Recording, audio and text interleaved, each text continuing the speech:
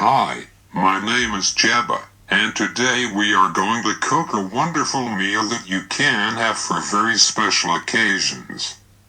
For me today is very special. I recently died of an overdose, and today we are celebrating my transmission into Fish's Heaven, the so-called ocean of the internet, the image stream inside iCloud. Today the backup took place finally. My body can find peace now. I was told that my dead body looked beautiful. I hope I am still in shape and we can begin with our first preparation. We are creating a meal out of fully edible ingredients. You will need a cutting mat, a sharp knife, a bowl and a pot. A large wooden spoon might be useful for stirring. You can cook this at home or over an open fire, and don't be afraid to add a little bit personal seasoning. It is suited for beginners and enthusiasts and takes 30 minutes to be ready. Let's start. First we cut. I don't like to ruin the game, so this is why I'm going to tell this from the beginning on. I will be part of the meal as well. We are cooking a fish soup. My weight is about 1 kilo. The measurements are relating always to 1 kilo of fish, so we don't need to adapt the measurements individually. So my body needs to be scaled and got first. First my head needs to go. Whoosh, here we go. A little bit complex. You need to position the knife underneath my gills. Then cut the head off. Great. Then, cut the head in profile.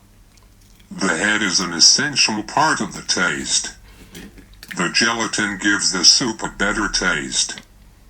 It would be a waste to leave this part out. I know, some people don't like to see the ugly parts. Okay, great, when the head's off, the scales need to go.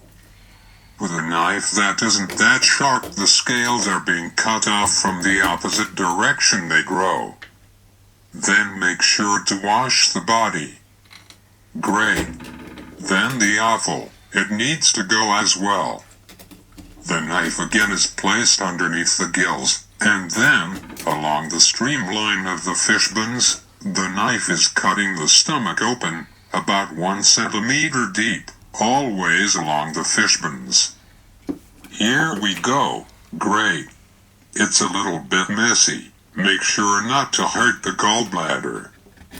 If you do anyway, you have to wash the fish from inside and salt the meat properly. If this happens, the salted meat needs to rest for 10 to 15 minutes so the flesh soaks in the salt. Otherwise the bitterness will ruin the taste. If everything goes well, leave the body bloody as it is, it's better for the taste. So the offal is cleaned now, the cut reaches from head to tail. Now, very important, you need to cut off the tail. Great. Now the body needs to be sliced into pieces. Cut about 4 centimeter wide pieces and again, cut along the fish bones.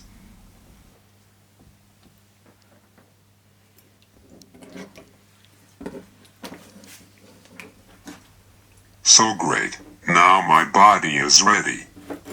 If you haven't salted before, now you can put a tablespoon salt over the flesh. Great. Add 150 milliliters tomato juice. Then wait for 15 minutes. After 15 minutes, add 130 milliliters cold water. It's important that it's cold, not hot. Then take an onion and cut it in cubes. Take 1 medium-sized bulb and cut it in 2 pieces, straight through the middle. Make sure it's not a big bulb. If there's too much onion, it's going to taste ugly sweet.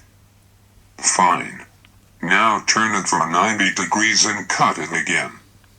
Fine cubes is enough, doesn't have to be too tiny. Then you cut in those white garlic pieces. This should be enough. Then add optionally a green pepperoni. You should put it inside as a whole, but if you're not sure whether it's still fresh, cut it in half to check. If everything's fine, put the whole pepper inside. If not, take the bad pieces out. Great, replace the pot on the stove and wait for it to boil. While we wait, the flesh needs stirring, otherwise it's going to stick to the pot. Meanwhile, I am dead. My flesh is still fresh, but for me it's not making any differences. My body is fading away, my spirit, my so-called soul isn't. Because it's not physical. That doesn't mean it doesn't exist. It might have been there before and it might remain after my physical presence. The soul has an abstract existence. On the other side, my body is consisted of an incidental aggregation of molecules. Why they have happened to stick together it cannot be transmitted in a logical language. The science of stochastics proves that all what the logic of the language, mathematics, can offer is a definition, not a definition, and a practical validity at the same time. What holds the microorganisms together is a combination of different capillary forces and vacuum and the material that is in the way.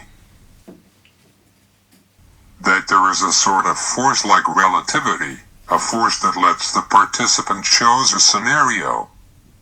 This scenario also involves the variety of the other possible scenarios. Not only as definition, but as a lived experience from a different sphere, and on behalf of them, the chosen scenario is the most efficient one. It is a matter of fact that the problem is natural. Who perceives and who is perceived cannot change roles the way they want. Some higher system determines their ability of understanding. The molecules don't have a mean to express themselves, even if they were able to.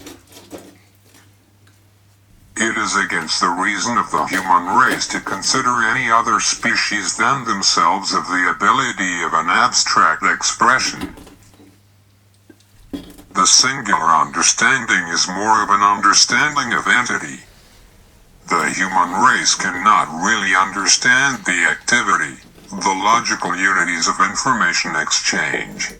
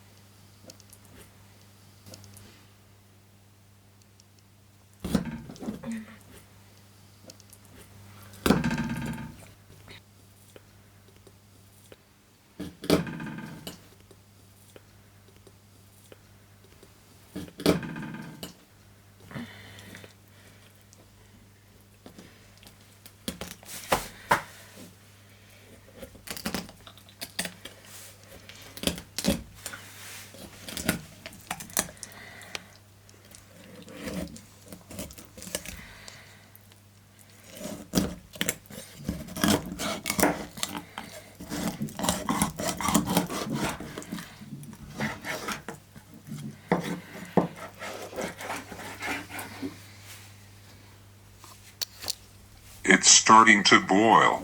Great. Now make sure not to lose the foam. It's the sweetness you would lose. You don't want that. So now that it's boiling, leave it for 10 minutes boiling on the stove. Now add the powdered pepper. 1 tablespoon is enough. Now keep stirring. That is very important. The hot water is being mixed with the cold water and the flesh is not going to stick to the pot. Great. Before you finish, you add some white wine. Try, and if it needs more, don't hesitate. Also, if it's not salty enough, add a bit more. And don't forget the stirring. That's it. Thanks a lot for watching. I hope my taste does you good. Remember me. Bye.